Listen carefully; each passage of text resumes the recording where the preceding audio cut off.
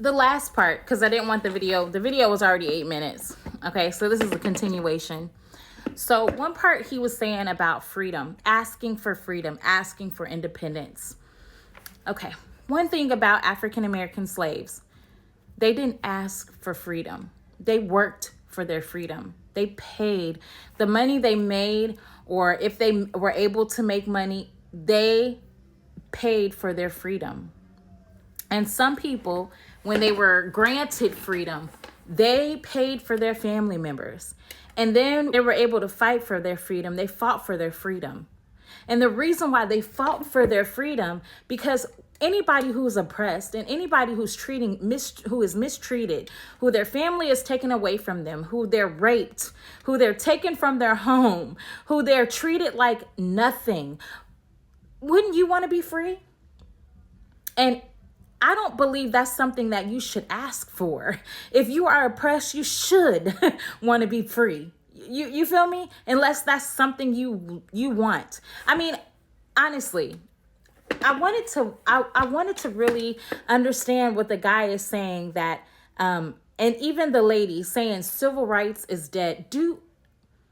Coming from grandparents and their parents and their parents before them that were in slavery, and their parents before them, and coming from one side of my family that they had to be with other lighter people to pass for white to live.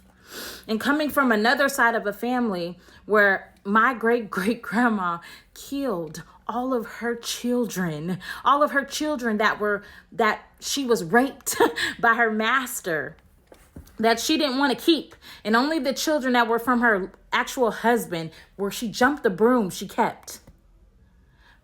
That is so much trauma and so much pain. Wouldn't you want to be free?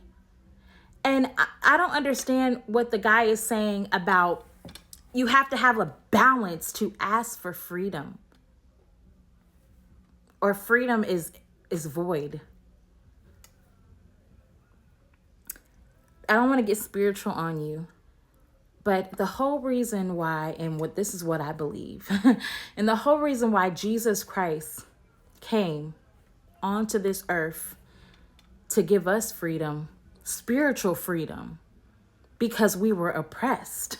You get me?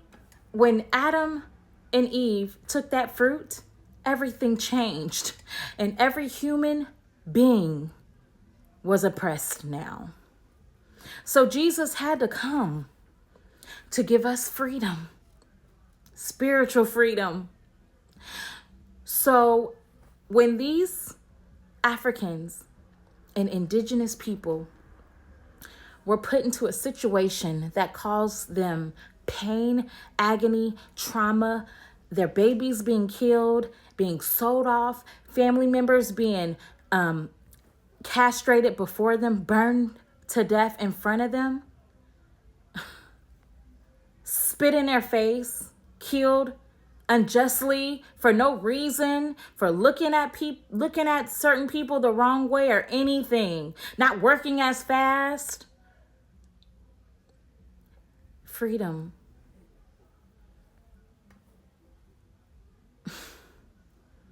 They deserved. No human being should be treated like a piece of cattle or be dehumanized the way that slavery dehumanized Black and brown people. And then he said voting rights. The people there have to uniformly want this. Did the man know about Martin Luther King? Did the man know about Malcolm X? Did the man know about people back in the 40s and the 50s?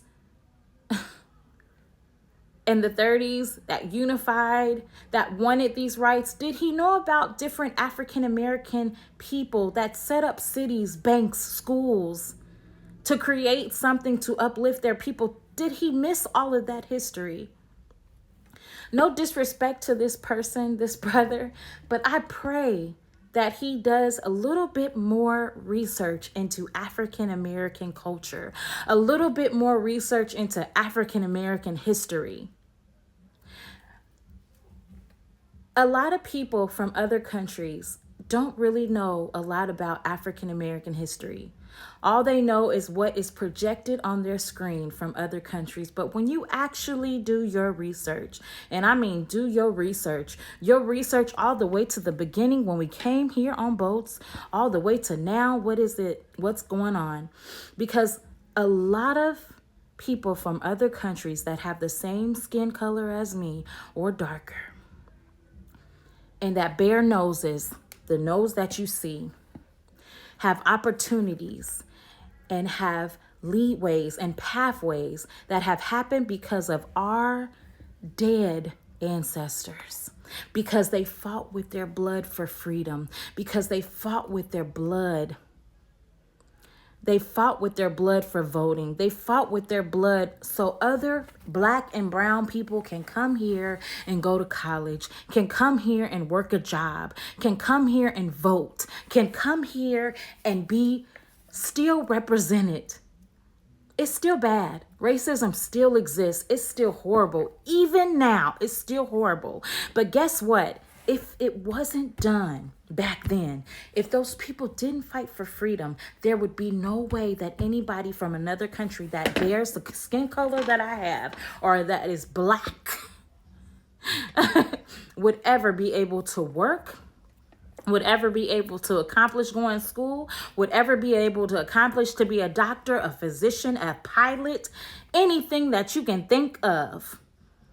So instead of talking about African American culture, thank African Americans for giving you an opportunity and a leadway to be able to come to America or European countries and be able to be in a position of a lecturer, of a doctor, of anything you think that in your mind that you want to be. And you don't have to be that upon tribe, upon money status, or upon certain things that in your other countries that only off of favoritism or being close to a family member that you will be able to get it. Guess what? There are some things like that still here, but you can become it another place. Because somebody bled and died and fought for that right. So next time when you think about bashing African American culture, please put some respect on African Americans that fought for freedom. Put some respect on African Americans that fought for a pathway, a tradition, an area that you can come and be your authentic self.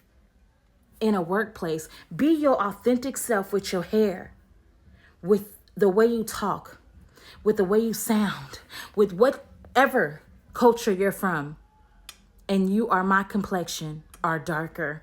You can still be a doctor. You can still be a radiologist. You can still be an astronaut because those ancestors fought, bled, and died for that opportunity for you.